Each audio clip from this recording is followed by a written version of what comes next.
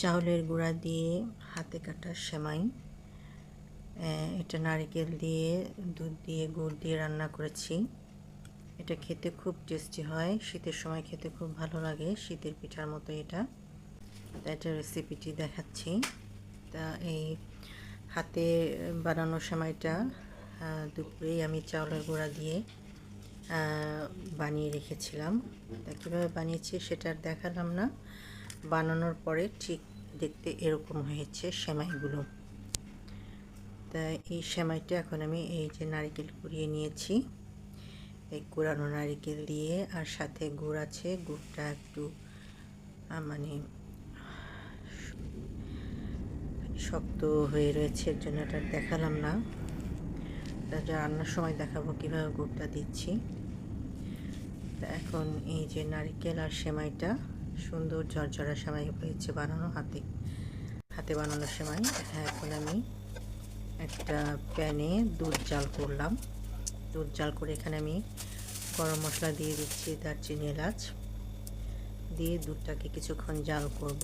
দুধটা যখন একটু জাল হয়ে ফুটে আসবে, ঠিক সেই সময় আমি এখানে কিছুটা চিনি দিয়ে দিব। চিনি দিয়ে এখন ভালো করে নেড়ে নেড়ে চিনিটা মিশিয়ে দিচ্ছি দুধের সাথে। তা দুধ চিনি একসাথে ভালো করে ফুটে উঠলে তারপর এখানে আমি গুড়গুলো দিয়ে দিচ্ছি। আমি গুড়টা হাতে করে উঠিয়ে দিয়েছি, চামচ দিয়ে আর উঠাইনি, যেহেতু বয়মে একদম শক্তভাবে লেগেছিল। তা এই কারণে ওখান থেকে উঠিয়ে দিলাম।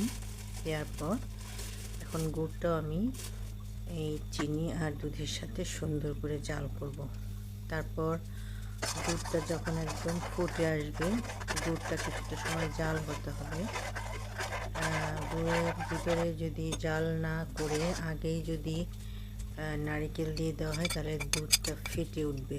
এর জন্য দুধটা ভালো করে জাল করে মিশিয়ে তারপরে আমি নারকেলটা দিয়েছি। এখন নারকেলটা আবার জাল করছি ভালো করে।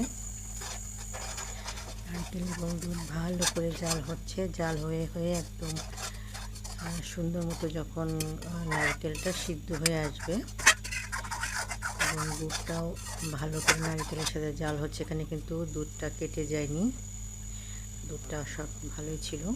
এরপর আমি এখন এই সেমাইগুলো একে একে দিয়ে দিচ্ছি এই গুড়, চিনি, এই দুধের মিশ্রণের ভিতরে দিয়ে এখন সুন্দর করে নেড়ে চেড়ে দিলাম।